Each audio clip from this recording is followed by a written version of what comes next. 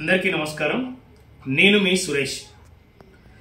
కంటి వెలుగులో పనిచేసినటువంటి PMO paramedical ophthalmic officers, optometrist మా యొక్క సమస్యల గురించి, మాకు జరిగిన అన్యాయం గురించి ఈ వీడియో ద్వారా తెలియజేస్తున్నాను. కావున దయచేసి మా వీడియోని స్కిప్ చేయకుండా పూర్తిగా చివరి వరకు చూడగలరు మరియు తప్పకుండా సబ్స్క్రైబ్ చేయగలరు. పూర్తిగా సబ్జెక్టులకు వెళ్లే ముందు ఒక చిన్న క్లారిఫికేషన్. గతంలో సాక్షర భారత్ వయోజన విద్య అడల్ట్ ఎడ్యుకేషన్ డిపార్ట్మెంట్లో మండల కోఆర్డినేటర్ ఎంసీఓగా పనిచేసిన నేను సాక్షర భారత్ కార్యక్రమం ముగియగానే కంటి వెలుగు కార్యక్రమాన్ని కేసీఆర్ గారు ప్రారంభించారు. యాజ్ ఏ సీనియర్ ఆప్టోమెట్రిస్ట్గా, యాజ్ ఏ సీనియర్ పిఎంఓగా ఆ కంటి వెలుగు కార్యక్రమంలో జాయిన్ అవ్వడం జరిగింది. ఈ కంటి వెలుగు కార్యక్రమాన్ని 2018 ఆగస్టు 15వ తేదీన మెదక్ జిల్లా మల్కాపూర్ గ్రామంలో కేసీఆర్ గారు ప్రారంభించారు. ఎంతో అట్టహాసంగా మొత్తం రాష్ట్రం మొత్తం కంటి చూపుతో బాధపడుతున్న ప్రతి ఒక్కరికి కంటి పరీక్షలు చేయాలని ఈ కంటి వెలుగు కార్యక్రమాన్ని ప్రారంభించారు. ఈ కంటి వెలుగులో ఒక మెడికల్ ఆఫీసర్ మరియు పారామెడికల్ ఆఫీసర్గా మేము, అంటే పిఎంఓ పారామెడికల్ ఆఫీసర్, ఆప్టోమెట్రిస్ట్ అనే మేము, మాతో పాటుగా డాటా ఎంట్రీ ఆపరేటర్లు, అదేవిధంగా ఏఎన్ఎం సూపర్వైజర్లు, ఆశాలు, ఇలా ఒక 10 మంది వరకు ఒక టీం తీసుకున్నారు. రాష్ట్ర వ్యాప్తంగా మొదటి విడత కంటి వెలుగులో ఒక 900 పైగా టీములు తీసుకోవడం జరిగింది. ప్రతి ప్రాథమిక ఆరోగ్య కేంద్రంలో ఒక టీంని తీసుకున్నారు. అదేవిధంగా మున్సిపాలిటీ మరియు జిహెచ్ఎంసీలలో కూడా వార్డు వైజ్గా తీసుకున్నారు. ఈ విధంగా ఈ కంటి వెలుగు కార్యక్రమం 6 నుంచి 8 నెలలు కొనసాగింది. ఈ కంటి వెలుగు కంటే ముందు కూడా ఈ పిఎంఓ ఎవరు, పారామెడికల్ ఆప్థాల్మిక్ ఆఫీసర్ ఎవరు, ఆప్టోమెట్రిస్ట్ ఎవరు అనేది బహుశా పెద్దగా ఎవరికి తెలియకపోవచ్చు. గత 25-30 సంవత్సరాలుగా నాకు తెలిసి ఎలాంటి నోటిఫికేషన్ కూడా ఈ ఆప్టోమెట్రిస్ట్ నోటిఫికేషన్ రాలే. ఎక్కడో 1-2 ఎక్కడ పడుతున్నాయో కూడా తెలియకుండా జరిగింది. అలాంటిది కంటి వెలుగు ద్వారా నిజంగా కేసీఆర్ గారు ఆప్టోమెట్రిస్టులను ఆదుకున్నారని చెప్పి మేము ఎంతో గర్వపడ్డాం. కేసీఆర్ సార్కి ఎంతో రుణపడి ఉంటామని చెప్పి కృతజ్ఞతలై ఉన్నాం అప్పుడు. కానీ మా ఆశలు అడియాశలు అయ్యేలాగా కేవలం 6 నుంచి 8 నెలల్లోనే ఈ కార్యక్రమాన్ని క్లోజ్ చేశారు. 1,50,00,000 మంది పైగా మేము కంటి పరీక్షలు చేసాం. కంటి వెలుగు కార్యక్రమంలో మొత్తం బాధ్యతలతో కూడా పరీక్షలు చేసి వారికి అద్దాలు రాసి ఇచ్చేది ఆప్టోమెట్రిస్టులైన మేమే, నేత్ర వైద్య సహాయకులు. ఆ విధంగా 50,00,000 మంది పైగా కంటి అద్దాలు కూడా ఇచ్చాం. ఈ కంటి వెలుగు కార్యక్రమం కోసం మొదట్లో 100 కోట్లు, 106 కోట్లు బడ్జెట్ అనుకున్నారు. కానీ కంటి వెలుగు అయిపోయేసరికి 200 కోట్ల పైగా అయిపోయింది.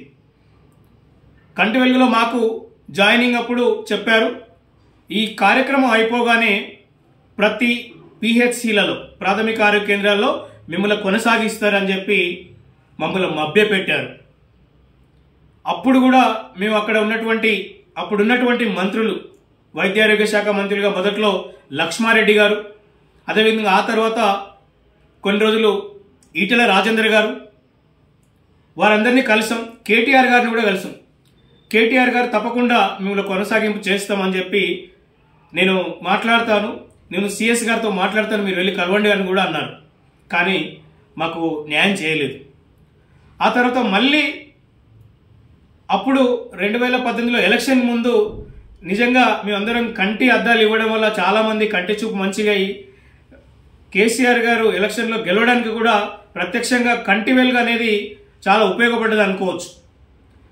మరి రెండో విడత మళ్ళీ 2023 సంవత్సరంలో జనవరి 19వ తేదీన ఖమ్మం జిల్లాలో 4 ముఖ్యమంత్రులతోటి అట్టహాసంగా ప్రారంభించారు. గిన్నీస్ బుక్ రికార్డు చరిత్ర తిరగరాయాలి తెలంగాణ రాష్ట్రం అని చెప్పి కేవలం 100 రోజులలోనే 1,80,00,000 మందికి ఈ పరీక్షలు చేశాం. 55 లక్షల పైగా అద్దాలు ఇచ్చాం. ఈ గిన్నిస్ బుక్ రికార్డు చరిత్రలో పూర్తి భాగస్వాములుగా అత్యధిక ప్రముఖ పాత్ర పోషించింది ఆప్టోమెట్రిస్టులుగా మేము గర్వంగా చెప్పుకుంటున్నాం.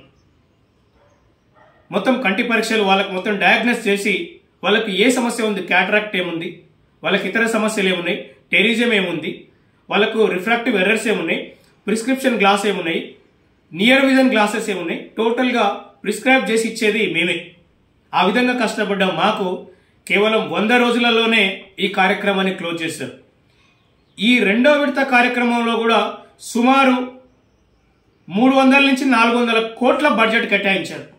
దీనికోసం మొదటి విడతలో మరియు రెండో విడతలో ఈ సామాగ్రి అంతా కూడా కొనుగోలు చేశారు. ఆటో రిఫ్రాక్టోమీటర్ ఏఆర్ మిషన్ కొనుగోలు చేశారు.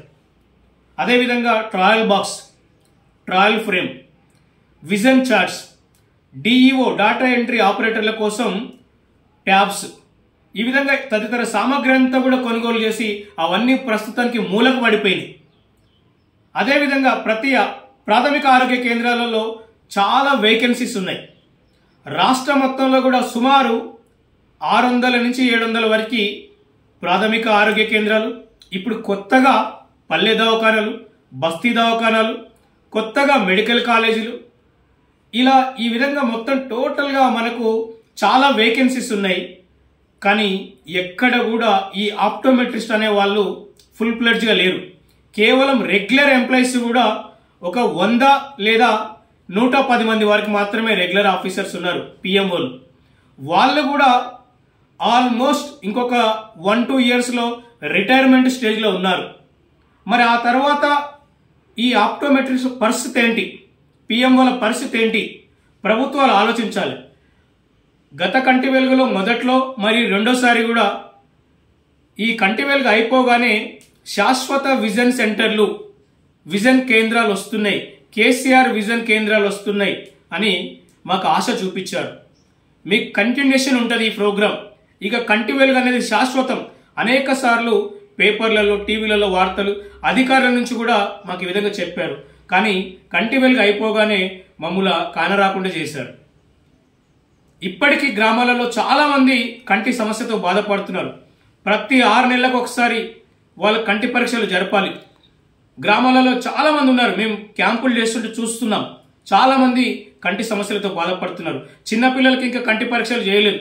స్కూల్ పిల్లల్లో చాలా మంది కంటి సమస్యలతో బాధపడుతున్నారు.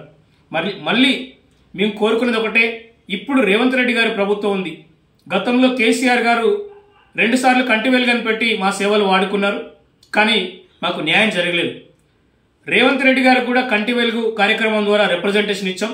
రేవంత్ రెడ్డి గారికి మా బాధలు తెలుసు. కంటి వెలుగు సమస్యలు ఈ విధంగా ఉన్నాయని చెప్పి మేము గతంలో రిప్రజెంటేషన్ ఇచ్చాం. రేవంత్ రెడ్డి గారు మీరైనా ఈ కంటి వెలుగులో పనిచేసిన పిఎంఓలకు ప్రాధాన్యత ఇచ్చి ప్రతి ప్రాథమిక ఆరోగ్య కేంద్రాల్లో మా సేవలు పూర్తి స్థాయిలో కొనసాగించి మాకు న్యాయం చేయాలని చెప్పి కోరుతున్నాం.